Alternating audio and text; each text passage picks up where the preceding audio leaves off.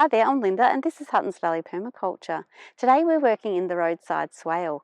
My plum tree needs some more light and I've got too many grassy areas, so we're going to be doing something about both of those things and having a general look around. A few times a year I get around to each of my swales just to check out how things are going. Check on my productive trees, check on the support trees and see if they can be harvested, and also see how the grasses are going. The aim with putting in support trees is actually to reduce all the grasses by shading and sort of mulching out. And putting in lots of support trees really helps to achieve this. Also, I need to make sure the growing conditions of my productive trees are kind of becoming optimal.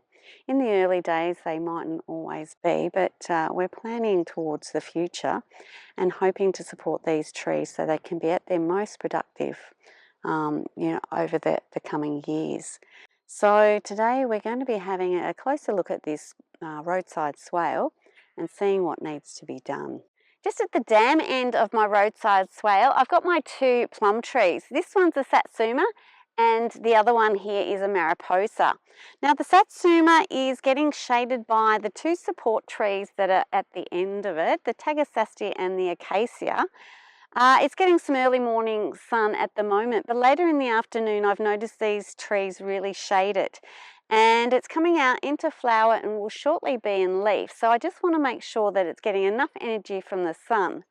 My plan today is to take the Tagasaste down. I'll leave the acacia at the moment because I think that'll open up this tree to the light a lot more just by doing that. In my recent bottom swale video, I wasn't cutting down the Tagasaste because they're coming into flower and this one looks beautiful, but it is blocking the light of that plum tree, so I want it gone now. These plum trees produce their fruit early in January, so they're going to be in leaf really soon and needing that energy from the sun. So I'm happy to take this one down because I think my bees have got plenty of other trees to get their nectar from. One of the reasons I want to take it right down is because it's impacting on the entrance to this swale. I would like to create a little path sort of through there. I might need to move these bulbing plants once they're finished flowering. I won't do it straight away, but I want to have the path right through the middle there. As the swale itself is often filled with water, I find myself sort of going along the side of the berm here to access the rest of the food forest in this swale. And this tree is impacting that. So once that tree is down, I can plant this out fairly thickly and that will help to get this grassy area really under control, and these trees and shrubs won't be impacting on the access to the rest of the food forest. We've got north that direction. So taking the Tagasaste out will definitely let the north light into these plum trees, and by adding the shrubs and trees down the side of the berm towards the west is going to have a minimal impact on the trees. I can keep them fairly low so the light will still get to it while still shading the grassy area and being able to get that under control. But before we get to today's activity, let's have a look at the rest of the swale, see what might need to be done soon, and do a catch up on some of the plants that I've planted in previous videos. To start our tour, we've got the elderberries that I've planted. I haven't put them on a video, but they're starting to kick in now. What I did film was planting these little red currants. It was in a Using Up Garden Waste video about 11 months ago, so I'll leave a link to that video. They did grow quite well last spring, but I'm anticipating quite a bit of growth this spring as their roots have really found their way in. So I've got some red currants and I've also got some one or two gooseberries in this area as well. Not all of the plants I plant succeed. Right here is an indication that this plant has failed. I always put my marker sticks in so I know where there should be a plant. But I put in lots of plants at a time just to increase the chances that some will survive. Planting it into sort of this really grassy area is really challenging for those plants, especially in the early days as they get going. So to have some survive is a bonus, and I don't get too fussed if I find these sticks with nothing next to them. Hiding back here in the shadows is one of my rhubarb plants that I did plant in an early video on creating new rhubarb plants. This was one of the ones I put in. I did put another one in at the start of the swales, but the ducks attacked that and that never really took off. But this one has found its roots and it should really start to take off, especially if I remove some of these trees to give it a little bit more light. Along the swale a little bit, I have another rhubarb plant which is starting to grow really well.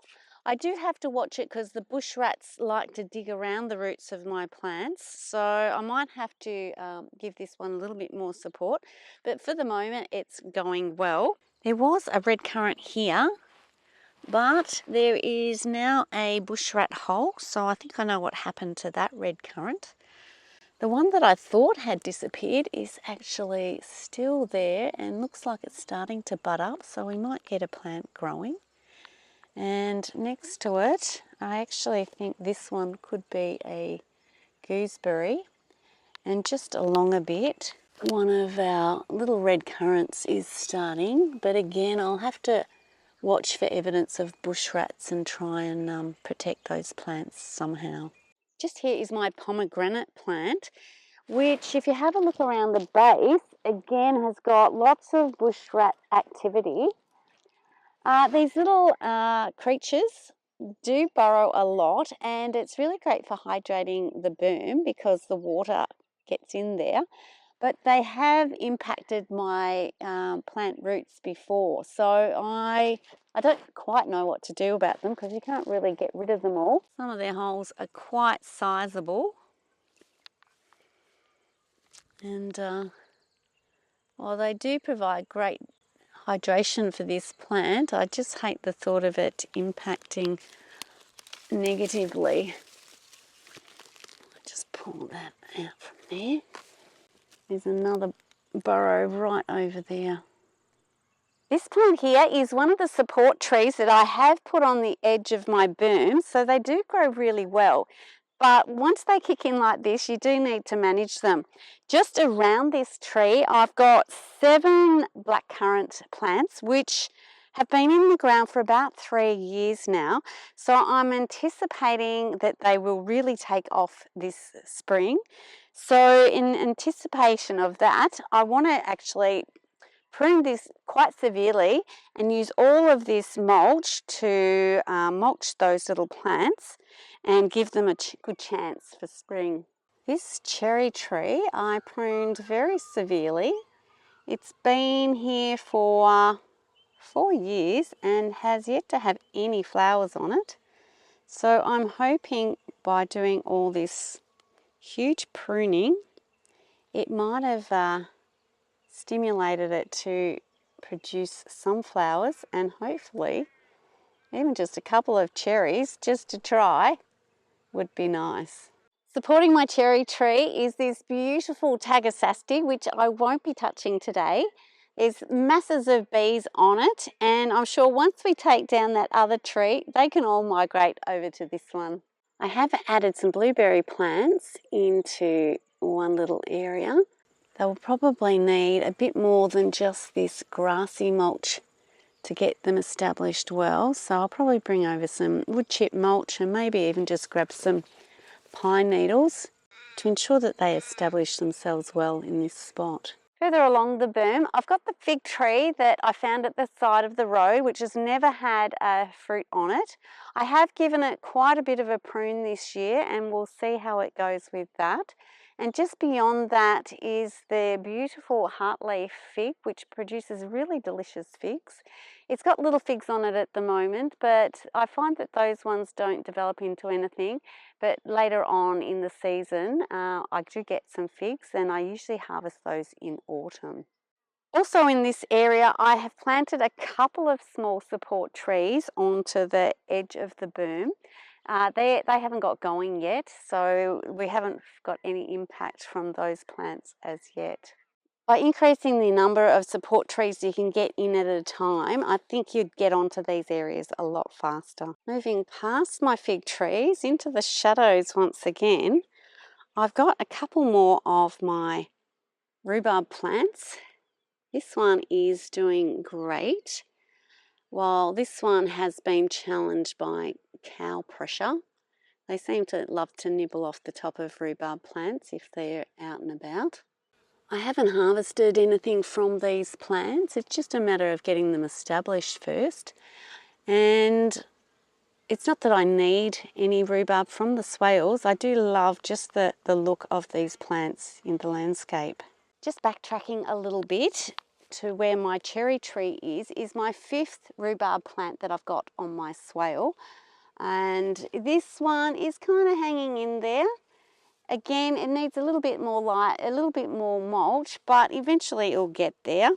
It's right near some red currant plants that I've also transplanted into this area, which are, again, they're slow to get going, mostly because of the challenges they face. So there is a number of plants that will just slowly do their thing, and once they get bigger, they will start to get in control of the area in which they find themselves. It's just a matter of supporting them until that happens. Just past the fig trees, I have my quince tree, which is just starting to leaf up and will probably produce some beautiful flowers.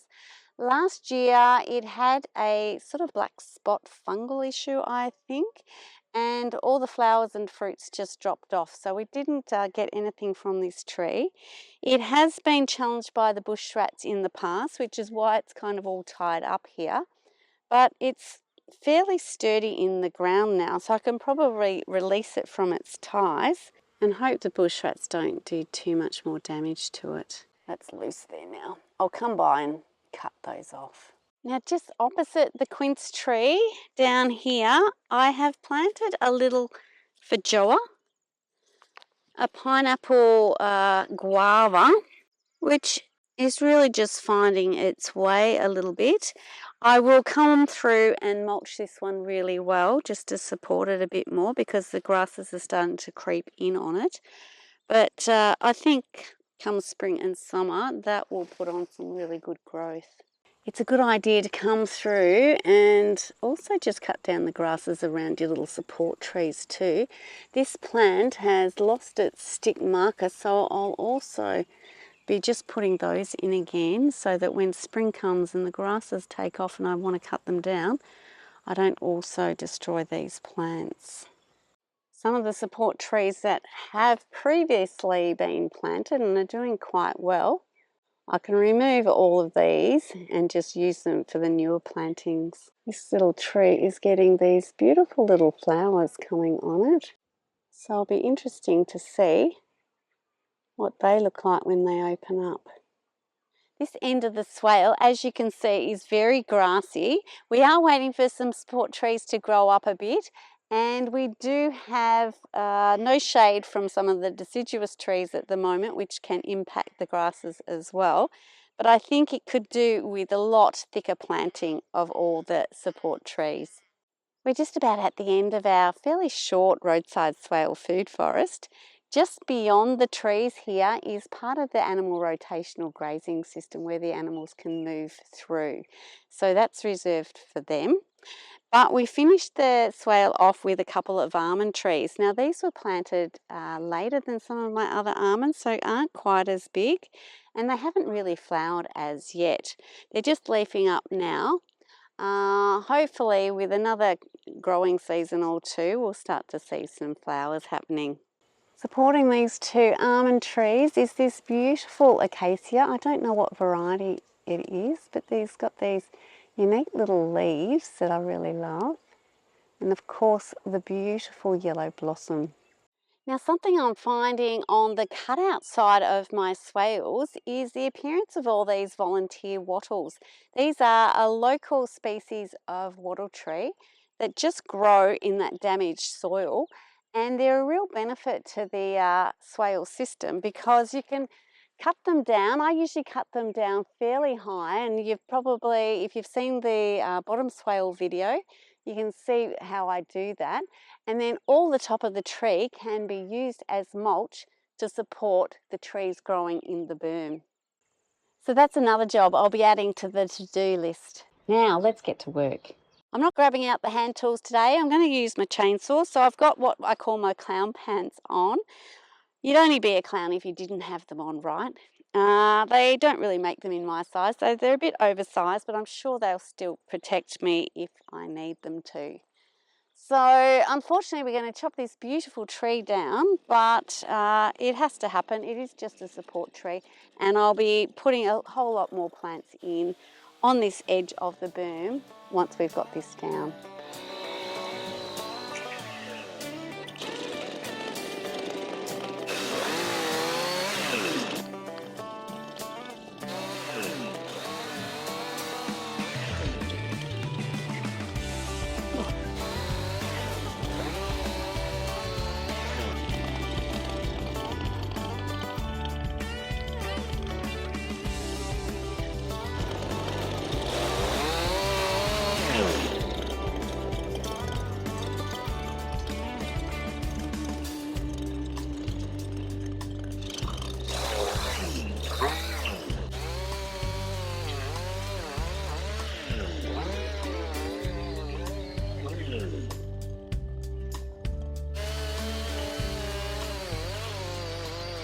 Quite a bit of tree to mulch now, but we'll get that down. And I think this plum tree is going to have a beautiful amount of light, and also the mariposa as well, which I really didn't think about. But before we get this mulch all sorted, I'm going to start planting out that green grassy side of the berm. With all my tree trimmings out of the way, I can start placing out my 6 trees I'm going to put along here for the moment and get them in the ground. I've still got some old trees that should have been in the ground a fair while ago, so I'm just going to use some of those to fill in this side of the berm.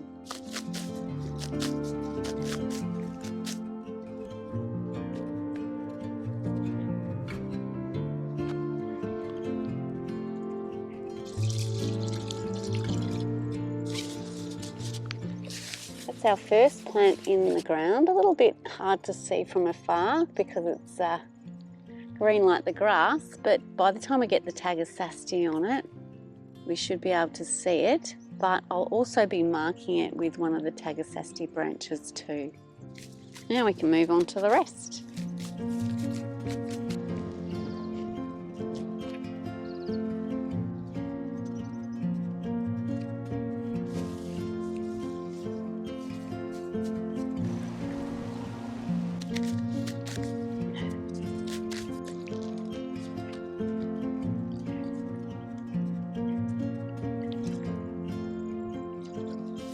Until I get the stakes onto them, I usually leave the little pots next to the plant just so that I don't lose them. I know how many plants I've put in, and when I've finished, I gather up all the little pots and make sure I've marked all the trees and got them all mulched and given some love to them so they've got the best chance of survival.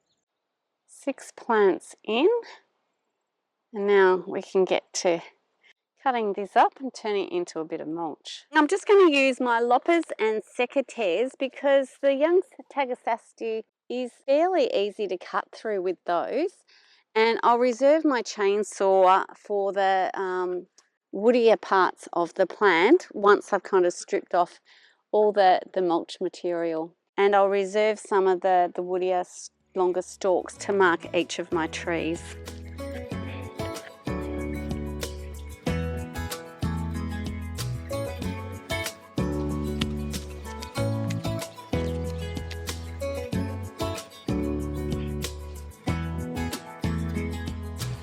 Okay, with that stake in there now, we can start to load up the mulch. I like to do it fairly fine directly around the plant, and then as I get further away, I just use sort of coarser bits, not as chopped up.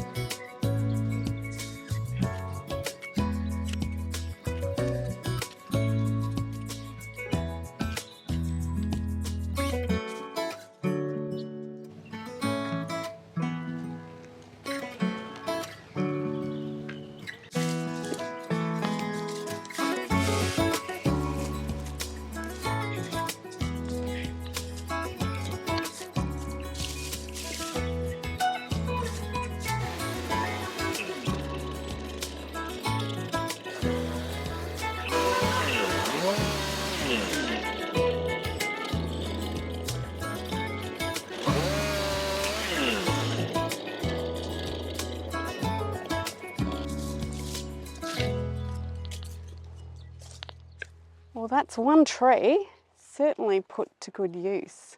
These little plants are going to look amazing on this berm edge.